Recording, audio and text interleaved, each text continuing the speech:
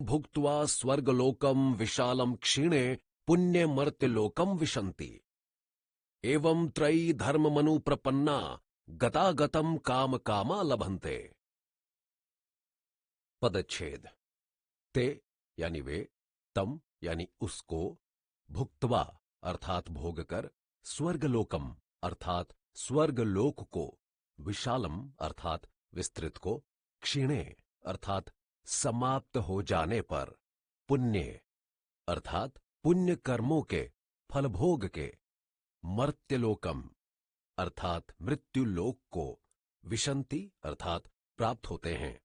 एवं यानी इस प्रकार, त्रयी धर्मम अर्थात तीनों वेदों में कहे हुए सकाम कर्म रूपी धर्म को, अनुप्रपन्ना अर्थात शरण में आए हुए अथवा आश्रय लेने वाले, गतागतम अर्थात जाने आने को, आवागमन को, काम कामहा भोगों की कामना वाले, लभन्ते अर्थात प्राप्त होते हैं। अनुवाद। वे उस विस्तृत महान स्वर्ग लोक को भोग चुकने पर तथा अपने पुण्य कर्मों के फल भोग को समाप्त कर लेने पर फिर मृत्यु लोक को आते हैं, यानी प्राप्त होते हैं। इस प्रकार स्वर्ग के साधन रूप तीनों वेदों में कहे हुए सकाम कर्म रूपी धर्म का आश्रय लेने वाले और भोगों की कामना करने वाले पुरुष बार बार आवागमन को प्राप्त होते हैं, अर्थात पुण्यों के प्रभाव से स्वर्ग में जाते हैं तथा पुण्यों के क्षीण होने पर मृत्युलोक में आते हैं।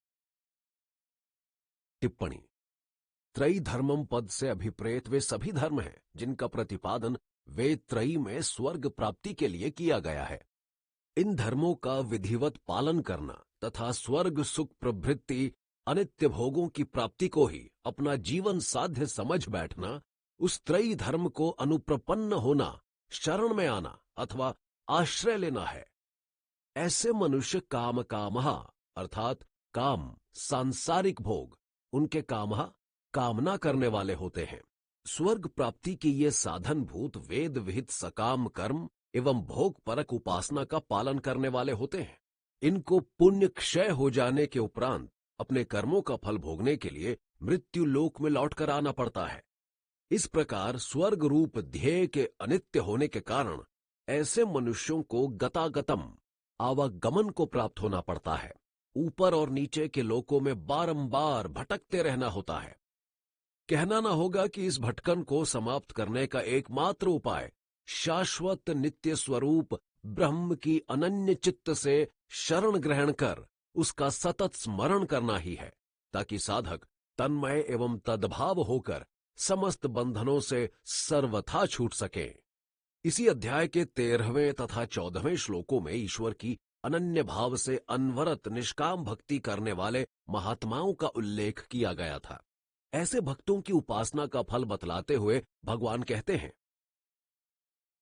अनन्याश्चिन्तयन्तो माम ये जनः पर्युपासते तेषां नित्याभियुक्तानां योगक्षेमं वहाम्यहम्। पदच्छेद। अनन्या अर्थात अनन्य भाव से मुझ में स्थित हुए, चिंतयन्तः अर्थात चिंतन करते हुए, माम यानी मुझको, ये यानी जो, जना अर्थात भक्तजन, पर्युपास्ते अर्थात भजते हैं, तेषाम यानी उनके, नित्याभियुक्तानाम अर्थात निरंतर एक ही भाव से मुझ में स्थित मनुष्यों के, योगक्षेमम अर्थात योग तथा क्षेम को, वहामि अर्थात भार उठाता हूं अर्थात दायित्व निभाता हूं, अहम यानी मैं। अनुवाद। जो अनन्य भाव से मुझ में स्थित हुए भक्तजन मुझ परमेश्वर को निरंतर चिंतन करते हुए निष्काम भाव से भजते हैं, उन अनवरत एक ही भाव से मुझ में स्थित मनुष्यों के योग तथा क्षेम का दायित्व स्वयं मैं निभाता हूं। टिप्पणी।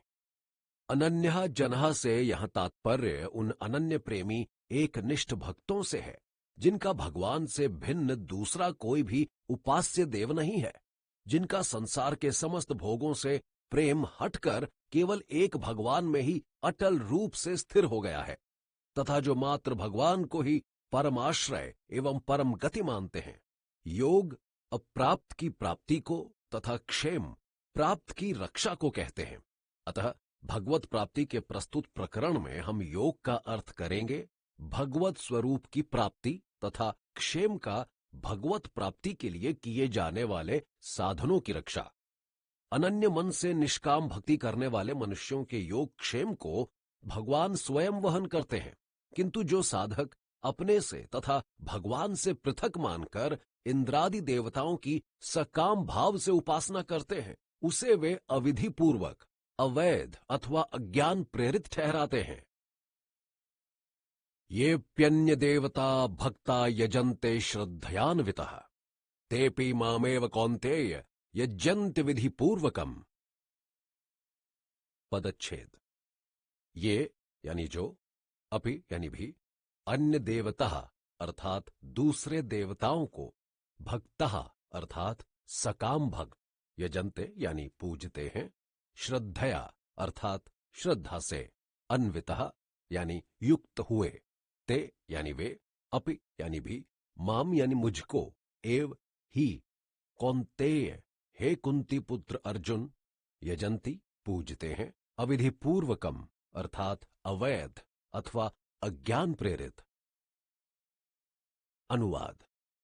हे अर्जुन, जो भी कोई सकाम भक्त श्रद्धा से युक्त होकर इंद्रादि दूसरे देवताओं को पूजते हैं, वे भी वास्तव में मुझको ही पूजते हैं, किंतु भावाभाव के कारण उनका वह पूजन अवैध अथवा अज्ञान प्रेरित ही समझा जाता है।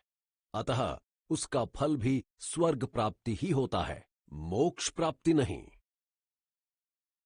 अहम ही सर्वयज्ञानां भोक्ता च प्रभुरेव च ना तु मां भिजानन्ति तत्वेनात्श्च्यवन्ति ते। पदच्छेद।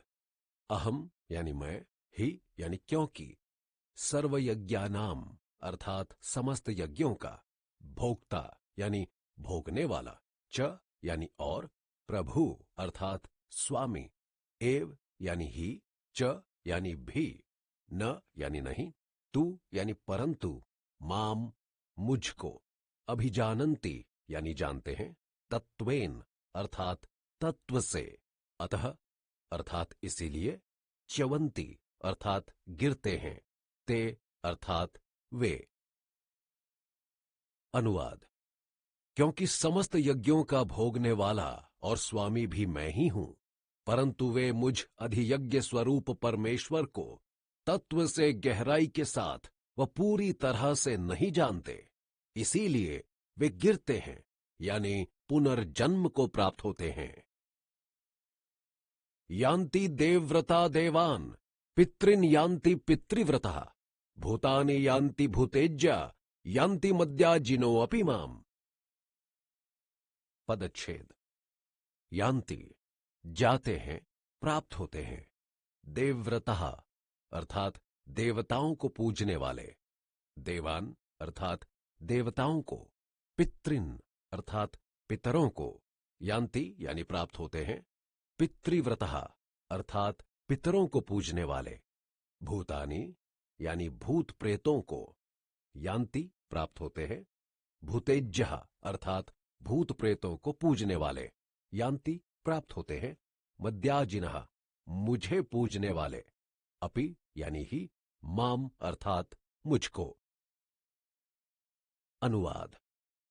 देवताओं को पूजने वाले देवताओं को प्राप्त होते हैं, देवलोक जाते हैं, पितरों को पूजने वाले पितरों को प्राप्त होते हैं अर्थात पितृलोक जाते हैं, भूत प्रेतों को पूजने वाले भूत प्रेतों को प्राप्त होते हैं, भूतलोक जाते हैं, तथा मुझे पूजने वाले मुझको ही प्राप्त होते हैं, ब्रह्मलोक जाते हैं।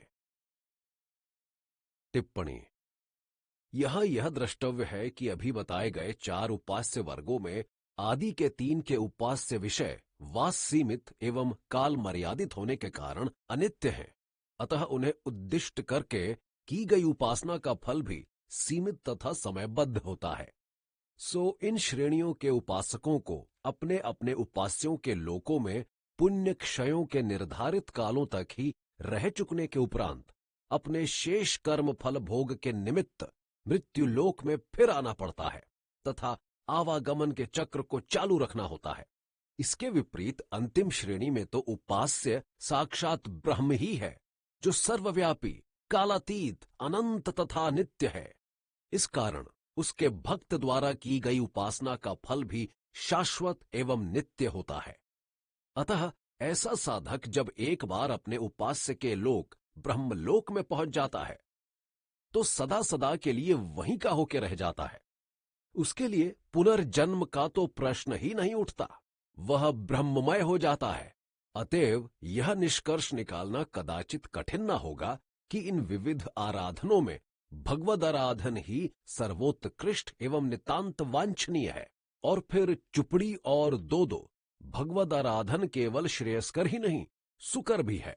इतना सुकर कि यह साधन कर्मकांडीय सभी आडंबरों से विमुक्त है और मात्र पत्र, पुष्प, फल व जल ही के अर्पण से संपन्न हो सकता है।